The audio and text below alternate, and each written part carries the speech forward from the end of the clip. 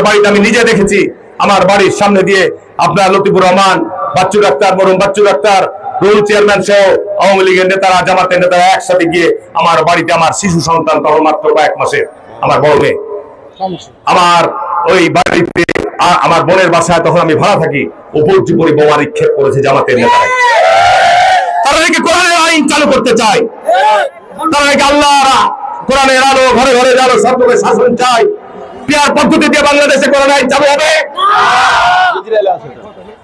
এই যে তারা ধর্মকে ব্যবহার করছে ব্যক্তি স্বার্থে, তাদের দুনিয়াবী স্বার্থের জন্য, তারা সকালে এক কথা বলছে, বিকালে আর এক কথা বলছে, তাদের চরিত্রের কোনো রাজনৈতিক চরিত্রের কোনো ঠিক নাই। ঠিক না? বেরিয়ে বলছে বাংলাদেশের মানুষ এখন চায় যে বাংলাদেশের মানুষ যত দ্রুত সম্ভব একটা অনির্বাচিত সরকার, দেশে এমপি নাই, দেশের চেয়ারম্যান, আপনার ইউনিয়ন পরিষদ গুলোর চেয়ারম্যান অধিকাংশ আওয়ামী লীগের, তারা এখন ফাংশন করতে পারছে না, পৌরসভার মেয়র নাই, আজকে বিভিন্ন উপজেলা পরিষদ নাই, আজকে জনগণের সেবা থেকে সাধারণ মানুষ বঞ্চিত।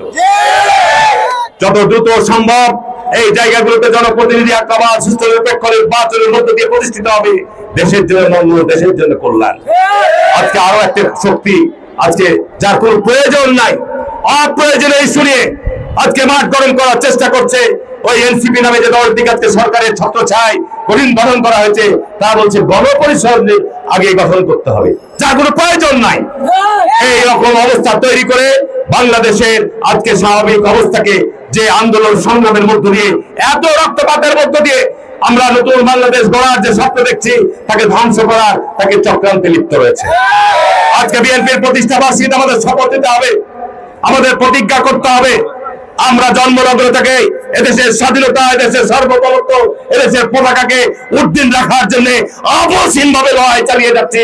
বেগম খালেদা জিয়া আপোষ বুঝে নাই, তারেক রহমান আপোষ বুঝে নাই, বিএনপি আপোষ জানে না। আমরা দেশের স্বার্থে কোনো আপোষ করবো না। নির্বাচন হতে হবে নির্ধারিত সময়ে।